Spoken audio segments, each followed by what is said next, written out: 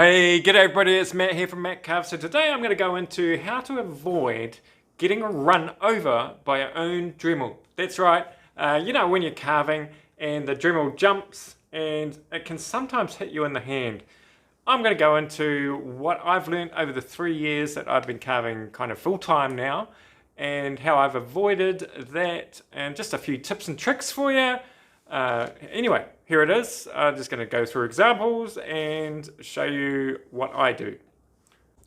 Okay, so what I actually do as a living is I actually make wooden jewelry, and these are sort of like not quite finished, of course, but these are earrings that I make. There's a finished pair on the right, and they're very, very tricky because they're made out of a hardwood. And what I'm doing is I'm hollowing out that part there with a cut saw extreme burr.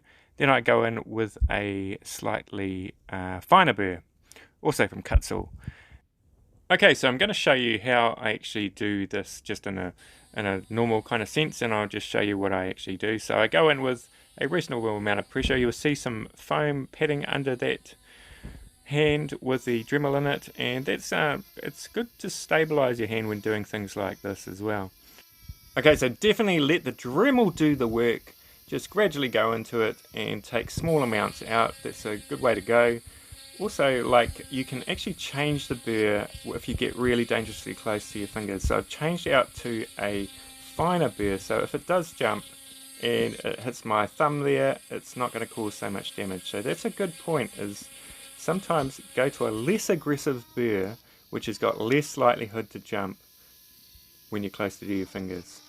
Okay, so here I'm just putting a massive amount of pressure on and just going to show you what happens when it jumps. So there it goes, it jumped there, and really it was hand positioning there that saved my hand. So you always got to think on where it's going to jump to. This one, it's always going to do that. You saw it like spin around the whole thing, and that's the damage that it would have done to your thumb. Okay, so another area that you can jump in is when you go around corners, especially on the end grain, because end grain really grips the cut saw burrs, the spikes in it. Well, it doesn't matter what you're using. If it's an aggressive burr, it's going to grip it. So you can see there, I'm actually trying to resist this quite a bit. So it just sort of like grips and sort of like wants to go around. Okay, so this is the safe way of doing the end grain, is just to go across it like that with your burr on an angle if you want to smooth it out, and also on when you're going along the grain as well. I'm also showing you here what a diamond burr is like on these. So it doesn't have the grip, so just think of like a motorcycle tire. It's sort of like quite smooth, so it's just not going to grip like an extreme burr, which is more like a motocross tire, I'd say, and really can grip anytime. Okay, so this isn't a spiky burr. You can see the blades on it, I guess you'd call them, but it also has a tendency to grip as well. Probably not as much as the extreme kind of cut saw burrs, but it will grip, and you've got to watch out for those ones as well. Okay, so I'm just going to demonstrate here. If you don't have a lot of pressure on your Dremel, it can just flip off like that. You want to go in with a positive amount of pressure. This is just along the grain, so you're kind of expecting it not to jump too much, but it can jump at any time. The most important thing is hand positioning. You can see my hand is over to the right there, and if your hand isn't there, it's not going to get hit. And that doesn't matter if you're wearing a glove or not wearing a glove. If you don't get hit, you're not going to get hurt. So just remember hand positioning first, and then there's more likelihoods of the Dremel jumping. So just be careful around those corners. I've found that the harder the wood is, the more likely it is to jump, but not in every circumstance. And also the more aggressive the burr is, the more likely it is to grip and jump. Okay, so I hope this little video helped you out.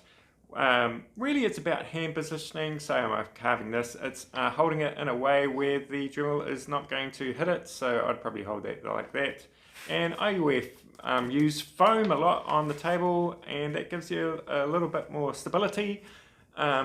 Just think about it when you're carving on where the Dremel is going to shoot off to. Don't be in a rush, and just take your time and have fun carving. And if you choose to wear gloves, I'm not going to go into this, I'm not going to enter this debate, but if you choose to wear gloves, wear leather gloves, and make sure they're firm leather gloves, not really soft ones. Don't wear your suede driving gloves, although they're fingerless. Anyway, going off topic here. I hope this helped, and happy carving and safe carving. Okay, bye.